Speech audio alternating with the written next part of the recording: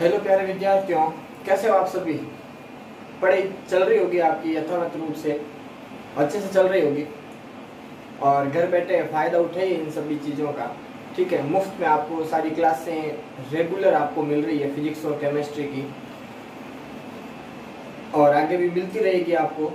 और हमने केमिस्ट्री के पिछले वीडियो में बात की थी विद्युत गुणों के बारे में, ठोसों के विद्युत गुणों के बारे में बात की थी, और अंतिम बात की थी अर्धचालकों के बारे में। ठीक है, जिसमें बताया था हमने बैंड सिद्धांत के आधार पर अर्धचालक, कुचालक, चालक इन सभी की परिभाषा दी थी, उनको समझाया था हमने। ठीक है, और आज अपन बात करेंगे अर्धचालकों के प्रकारों के बारे में। ठीक है, कि अर्धचालक कितने प्रकार के होते हैं। तो बात करते हैं अर्धचालक। ठीक है, और अर्धचालक क्या चीज है जिसमें Eg की वैल्यू कितनी हो, लगभग 1। Eg की वैल्यू कितनी होनी चाहिए, लगभग 1। Eg मतलब ऊर्जा अंतराल, E कैपिटल लिख देते हैं, ये लो। क्या है Eg का मतलब, ऊर्जा अंतराल, और जिसमें ऊर्जा अंतराल की वैल्यू कितनी है, 1 इलेक्ट्रॉन वोल्ट है, इसके लगभग है, तो वो अर्धचालक कहलाएंगे। ठीक है, मतलब कि इनमें ताप बढ़ाने पर क्या होता है, विद्युत का चालन होता है। कब होता है, ताप बढ़ाने पर होता है। ये चीज हमने की थी। अब आज मैं बात कर रहा हूं इनके प्रकारों की। ठीक है, और प्रकार की बात करें तो अर्धचालक जो है वो 2 प्रकार के हैं। 2 कौन कौन से, एक तो है शुद्ध अर्धचालक, शुद्ध अर्धचालक, और इन्हीं शुद्ध अर्धचालकों को कहते हैं नेज अर्धचालक। नेज अर्धचालक, नेज भी कहते हैं इनको, और शुद्ध अर्धचालक भी कहते हैं। और एक शुद्ध है, दूसरा क्या होगा, अशुद्ध होगा, अशुद्ध अर्धचालक। इनको क्या कहते हैं, अशुद्ध अर्धचालक। अब शुद्ध अशुद्ध कैसे, कि ये बिल्कुल प्योर है, बिल्कुल प्योर मतलब इसमें किसी प्रकार की अशुद्धि नहीं मिलाई गई है, बिल्कुल किसी भी प्रकार की अशुद्धि नहीं है इनके अंदर, बिल्कुल शुद्ध है। ठीक है, बिल्कुल शुद्ध। जैसे बात करें जर्मेनियम की, तो इसमें अशुद्धि नहीं मिला है, सिर्फ और सिर्फ ठोस कैसा है, जर्मेनियम का ही बना हुआ है, तो वो कैसा होगा, बिल्कुल प्योर होगा, शुद्ध अर्धचालक होगा। और इसमें किसी प्रकार की अशुद्धि मिला दे, अब अशुद्धि मिलाएंगे 2 प्रकार से। ठीक है, अशुद्धि मिलाएंगे 2 प्रकार से, एक इलेक्ट्रॉन धनी अशुद्धि मिलाई जाएगी, एक इलेक्ट्रॉन न्यून अशुद्धि मिलाई जाएगी। इलेक्ट्रॉन धनी, और इलेक्ट्रॉन धनी का मतलब क्या हो गया, नेगेटिव की मात्रा अधिक, वो इलेक्ट्रॉन धनी कहलाएगा। नेगेटिव की मात्रा अधिक यानी याद रखने के लिए ध्यान रखना, नेगेटिव का n, और नेगेटिव का n का मतलब हो गया n टाइप। इसके आगे प्रकार आ जाएंगे तो n टाइप, या इसको कहेंगे इलेक्ट्रॉन धनी अर्धचालक, अशुद्ध अर्धचालक। इलेक्ट्रॉन क्या हो गए, धनी। फिर बात करें इलेक्ट्रॉन न्यून की, इलेक्ट्रॉन न्यून का मतलब क्या हो गया, पॉजिटिव अधिक। पॉजिटिव अधिक का मतलब P, और P से बन गया P टाइप। याद रखने का तरीका ये, N टाइप और P टाइप।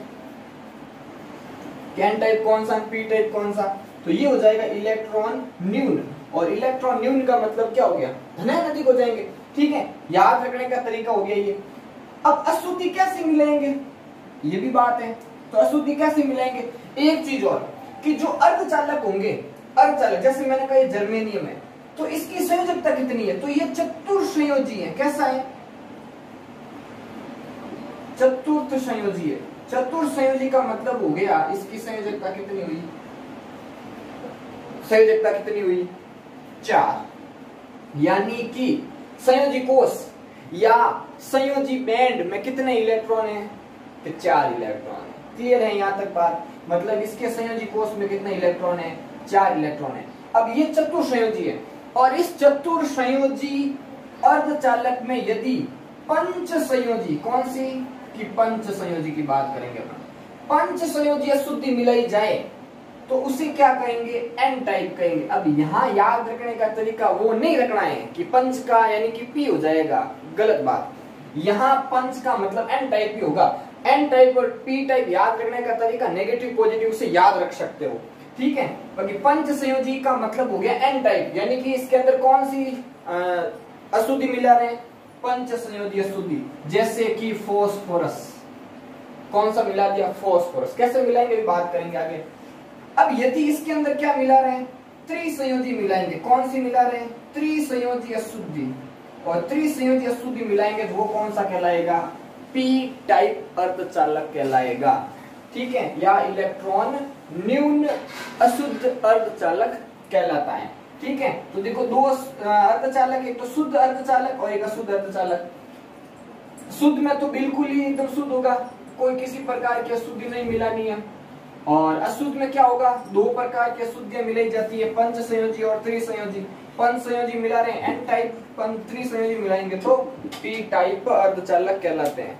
ठीक है, अब बात करते हैं आगे, अशुद्ध किस प्रकार से होंगे, संरचना कैसी होगी उनकी, और शुद्ध किस प्रकार के होंगे। सबसे पहले अपन बात करते हैं शुद्ध अर्धचालक। कौन से अर्धचालक हैं, शुद्ध अर्धचालक। ठीक है, और शुद्ध अर्धचालक का मैंने कहा इसमें किसी प्रकार की अशुद्धि नहीं मिलाई जाएगी। वे अर्धचालक जो बिल्कुल शुद्ध होते हैं, एकदम प्योर होते हैं, उन्हें क्या कहेंगे, शुद्ध अर्धचालक कहेंगे। जैसे मैं बात करूं जर्मेनियम की, ठीक है, ये जर्मेनियम है, चतुर्संयोजी है। ठीक है, कैसा है, चतुर्संयोजी। एक संरचना बनाई जाए तो 1 2 3 4, ये 4 इलेक्ट्रॉन होंगे। फिर आगे एक और यहाँ जर्मेनियम लगा दिया। ठीक है, इसको आगे ऐसे जोड़ दिया, इसके भी कितने, 4 इलेक्ट्रॉन है। ठीक है, ऐसे यहाँ पे जोड़ देते हैं जर्मेनियम, यहाँ मैंने एक और जोड़ दिया, फिर यहाँ मैंने एक और जोड़ दिया, यहाँ तक आ जाएगा ये। ठीक है, ये बना दिया, ये बना दिया, ये बना दिया, ये जैसे मैंने बनाया।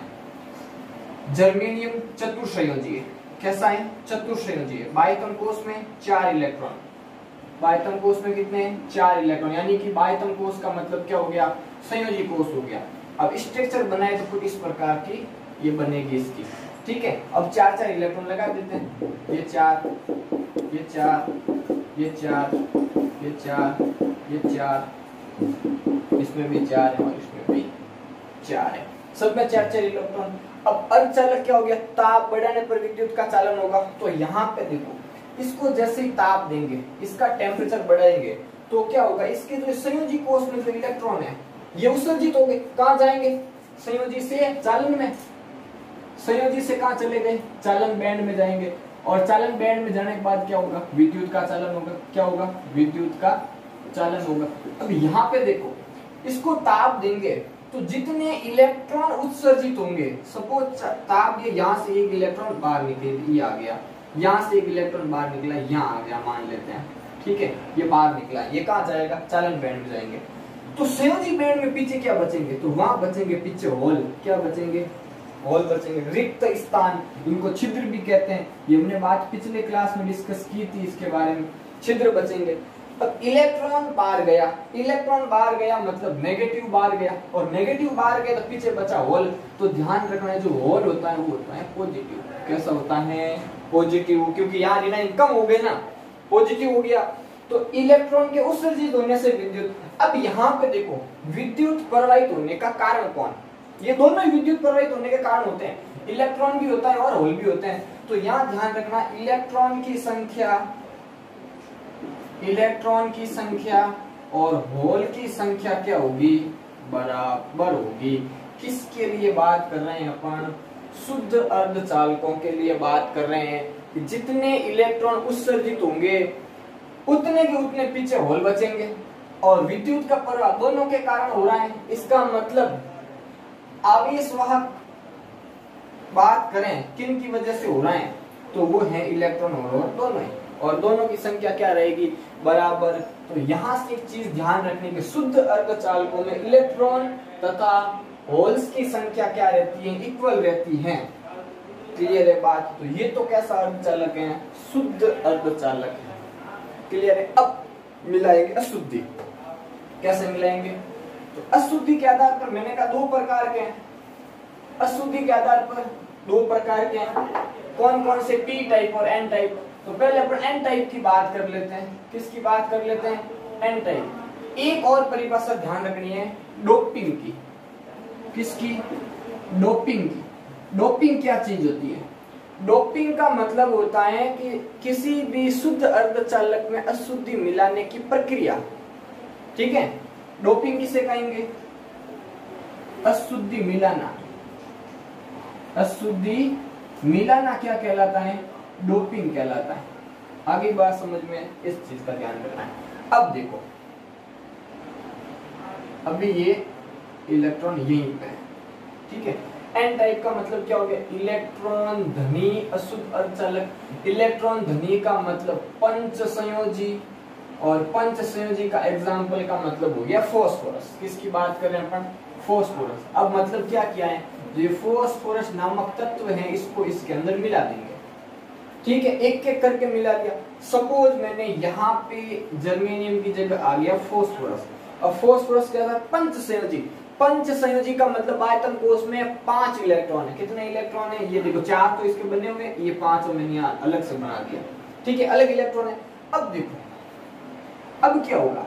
इसको जैसे ताप देंगे, यानी कि इसको गर्म करेंगे, गर्म होने पर तो विद्युत का चालन होगा, तो ताप देने पर क्या होगा? इलेक्ट्रॉन उत्सर्जित होगा, ठीक है, इलेक्ट्रॉन उत्सर्जित हो रहा है। ये इलेक्ट्रॉन मान लो यहाँ उत्सर्जित हुआ, ठीक है, तो ये होल बन गया। अब विद्युत चालन के लिए क्या चाहिए? मुक्त इलेक्ट्रॉन। क्या चाहिए? मुक्त इलेक्ट्रॉन चाहिए।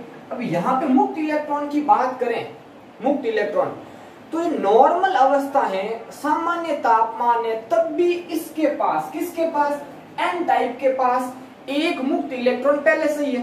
कौन सा? ये रहा, देखो एक, क्योंकि एक मिलाया है, एक और तत्व मिला के 2 मुक्त इलेक्ट्रॉन हो जाएंगे। मतलब जितनी अशुद्धि मिलाएंगे उतने इसके अंदर मुक्त इलेक्ट्रॉन। अब इसका मतलब ये नहीं अशुद्धि मिलाते ही जाओ, एक लिमिट तक मिलाई जाती है अशुद्धि। और कब तक मिलाएंगे? जब तक इस जर्मेनियम के गुण खत्म नहीं हो जाए। मतलब ऐसा नहीं कि गुण भी खत्म हो गए और अशुद्धि मिलाते गए, ठीक है। मतलब जर्मेनियम का खुद का तो गुण धर्म रहना ही चाहिए उसके अंदर, नहीं तो अर्धचालक कहां से रह जाएगा फिर वो। बात क्लियर है, ठीक है। यानी कि इसके गुणों को ध्यान में रखते हुए इतनी भी नहीं मिला देनी है कि जर्मेनियम के गुण ही चले जाएं। आगे बात समझ में, तो अशुद्धि कम मात्रा में मिलाई जाती है, ठीक है, ज्यादा नहीं मिलाते हैं। अब इसमें फॉस्फोरस मिला दे, एक मुक्त इलेक्ट्रॉन पहले से, एक तो काउंट हो गया। जब इसमें एक इलेक्ट्रॉन पहले से मुक्त है, उस समय होल कितने? होल तो 0 थे, हाई में एक भी होल। अब जैसे ही गर्म करेंगे एक इलेक्ट्रॉन निकलेगा, एक इलेक्ट्रॉन निकला तो एक होल भी बन गया। मतलब कुल इलेक्ट्रॉन कितने हो गए? 2, और इधर होल कितना रह गया? 1। यानी यहाँ क्या ध्यान में रखने वाली बात है कि यहाँ भी विद्युत का चालन तो दोनों ही करेंगे, होल और इलेक्ट्रॉन, लेकिन यहाँ पे इलेक्ट्रॉन की संख्या क्या होगी?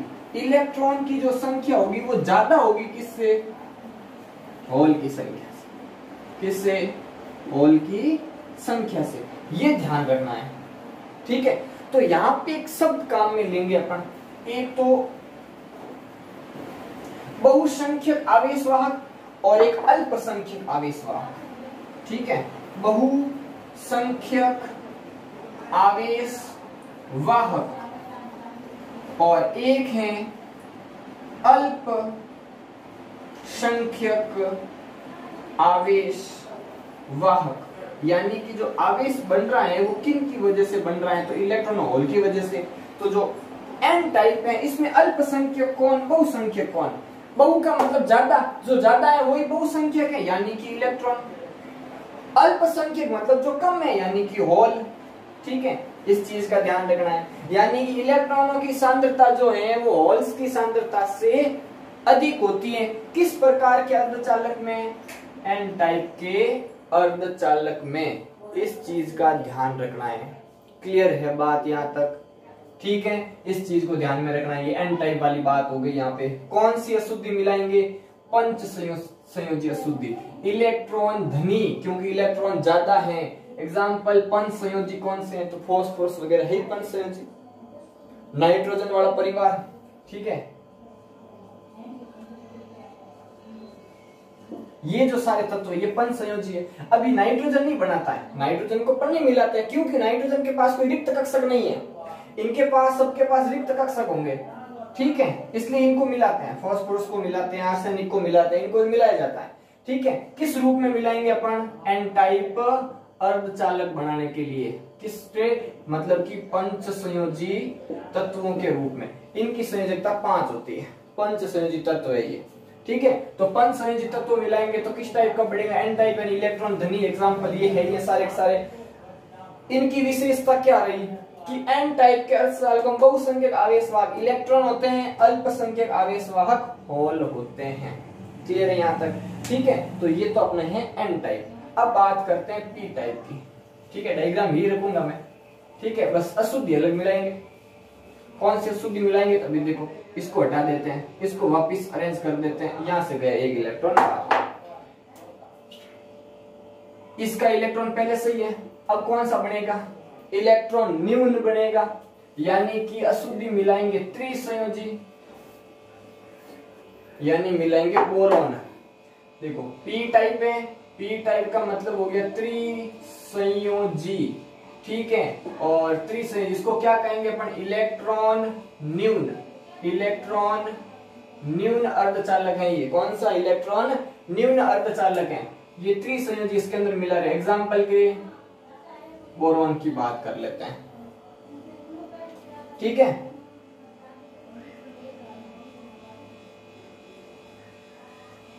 ये सारे तत्व ये कैसे होते हैं, त्रिसंयोजी होते हैं। कैसे होते हैं, त्रिसंयोजी होते हैं, ये ध्यान रखना है। कैसे होते हैं, त्रिसंयोजी। तो ये मैंने यहाँ पे मिला दिया। त्रिसंयोजी का मतलब आयतन कोश में 3 इलेक्ट्रॉन। देखो यहाँ नहीं, अब यहाँ इलेक्ट्रॉन है ही नहीं तो क्या रहेगा, होल। इलेक्ट्रॉन है ही नहीं तो यहाँ होल एक उपस्थित रहेगा सामान्य अवस्था में भी। बाकी वाले इलेक्ट्रॉन अभी उत्सर्जित नहीं हुए, अब ताप बढ़ाएंगे तो ताप बढ़ाएंगे तो क्या होगा, इलेक्ट्रॉन उत्सर्जित हुआ, मान लो यहाँ आ गया, पीछे क्या बच गया, होल। मान लेते यहाँ से उत्सर्जित हुआ, पीछे क्या बच गया, होल। तो अब ये होल एक्स्ट्रा, अब देखो इलेक्ट्रॉन कितने उत्सर्जित हुए, मुक्त इलेक्ट्रॉन कितने, 1 और 2, होल कितने, 1 2 3। अल्पसंख्यक बहुसंख्यक की बात करें तो इसके अंदर बहुसंख्यक इलेक्ट्रॉन वाहक, सॉरी आवेश वाहक,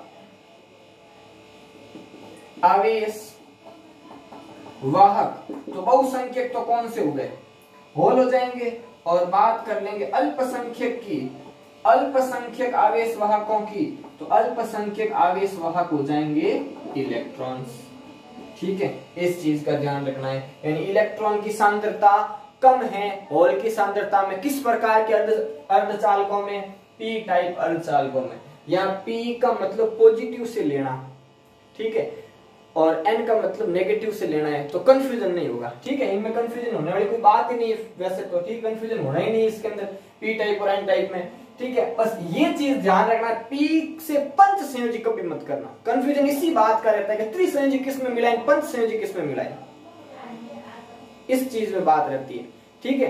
तो इसको याद रखने का सीधा सीधा तरीका है। यहाँ पंच संयोजी का मतलब हुआ क्या, 5 इलेक्ट्रॉन बाह्यतम कोश में, ठीक, 5 इलेक्ट्रॉन बाह्यतम कोश में।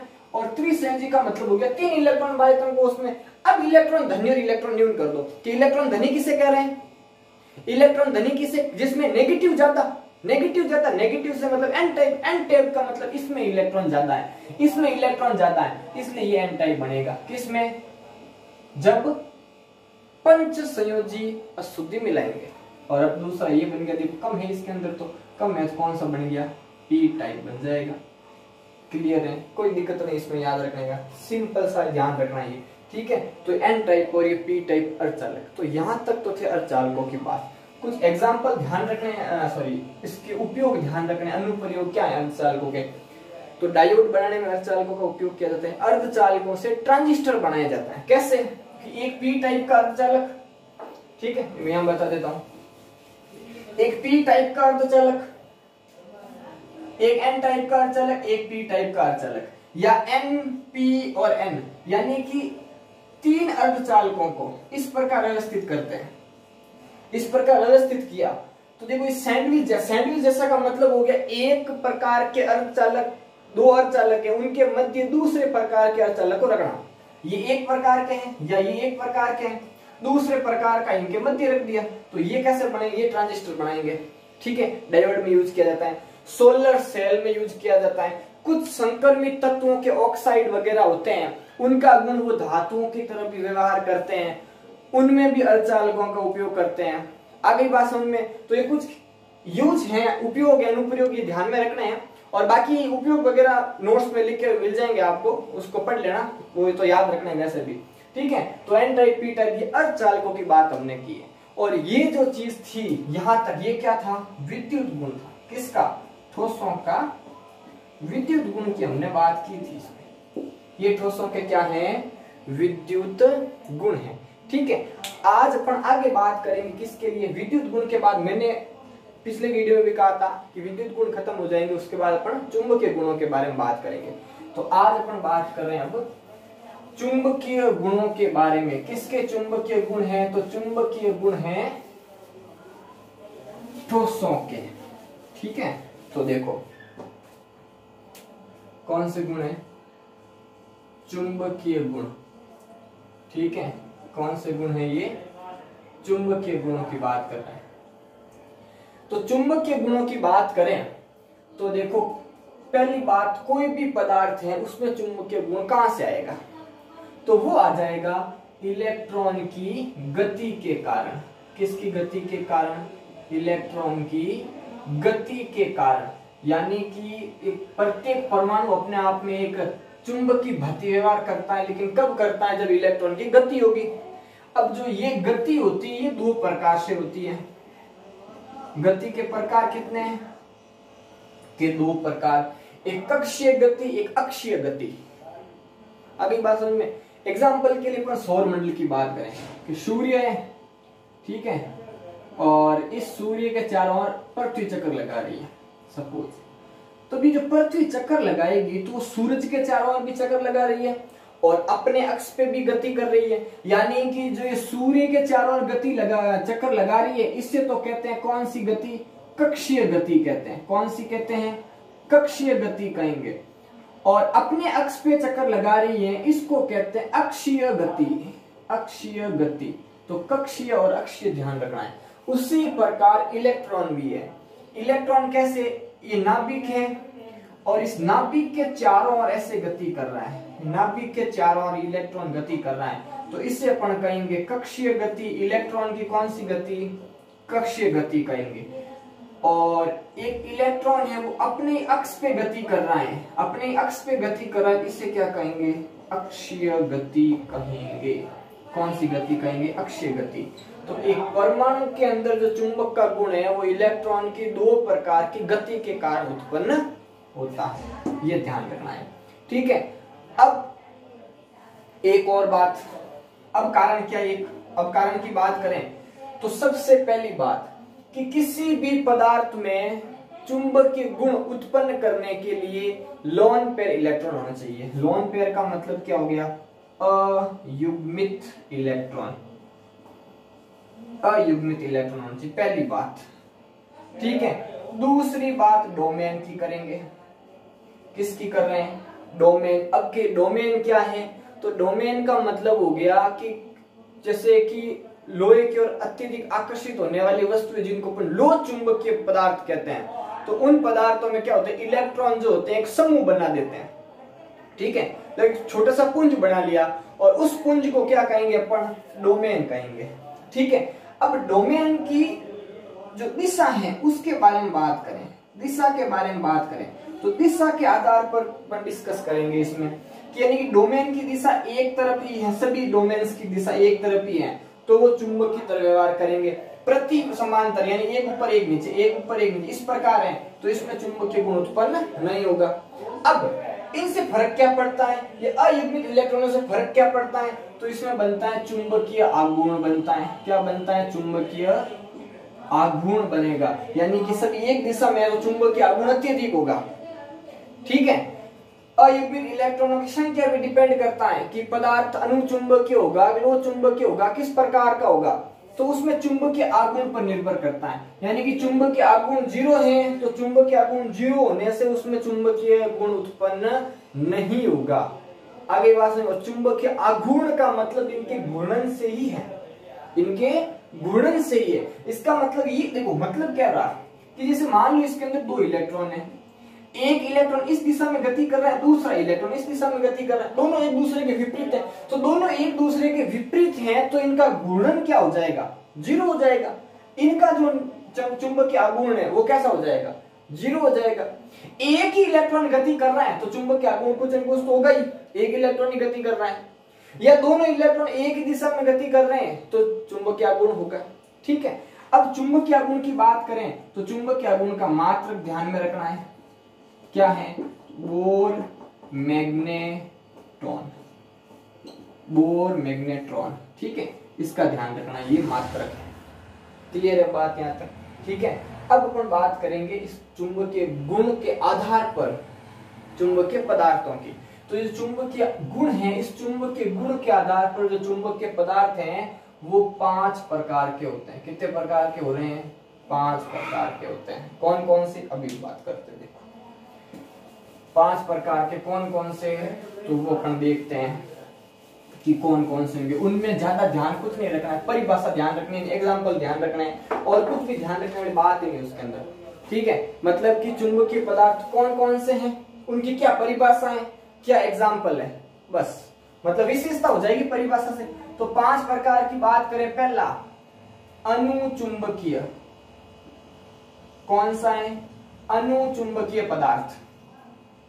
दूसरे प्रतिचुंबकीय, प्रतिचुंबकीय। तीसरे लोह चुंबकीय, लोह चुंबकीय।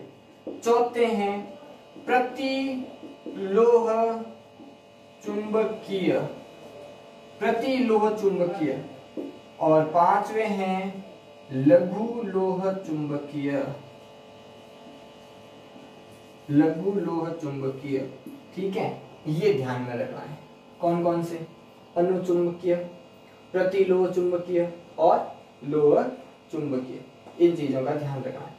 इनको कहते हैं पैरामैग्नेटिक, ये डाई मैग्नेटिक है, ये फेरोमैग्नेटिक है। ठीक है, ये कौन से हैं? पैरा।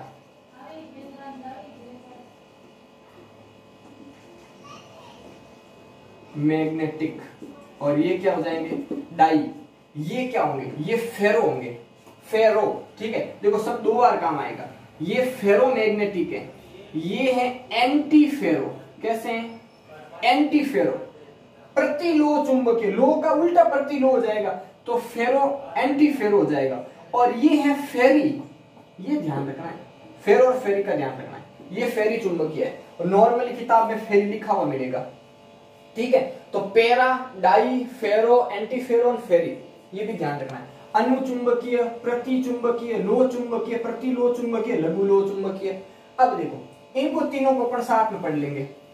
ठीक है, इनको तीनों को अपन ऐसे सारणी बना के बता दूंगा मैं। इनकी बात कर लेते हैं। तो अनुचुंबकीय का मतलब हो गया जो दुर्बल रूप से, किस रूप से? दुर्बल रूप से चुंबक की ओर आकर्षित, किसकी ओर? चुंबक की ओर आकर्षित होंगे। किस रूप से? दुर्बल रूप से आकर्षित होंगे, चुंबक के नजदीक जाएंगे ये। और ये क्या होंगे? स्वयं दुर्बल रूप से होंगे प्रतिकर्षित। दुर्बल रूप से कैसे होंगे? प्रतिकर्षित। ये प्रतिकर्षित होने वाला है। इनमें लोन पेयर इलेक्ट्रॉन पाए जाएंगे। लोन पेयर का मतलब हो गया अयुग्मित। ठीक है, और इनमें नहीं पाए जाएंगे, यानी कि इनका तो जो चुंबकीय आघूर्ण है वो कुछ न कुछ तो होगा, 0 नहीं होगा, और इसका क्या हो जाएगा? 0 होगा। ठीक है, इसलिए ये प्रतिकर्षित करेंगे, आकर्षित नहीं होंगे। और ये आकर्षित होंगे, लेकिन कैसे होंगे? तो दुर्बल रूप से आकर्षित होंगे। ठीक है, इस चीज की सिंपल सी ध्यान में रखना है। ठीक है, ये 2 का तो इतना ही है। अब मैं इन तीनों के बारे में बात करूं। ठीक है, तीनों के बारे में बात करें तो वो क्या क्या हो जाएगा? देखो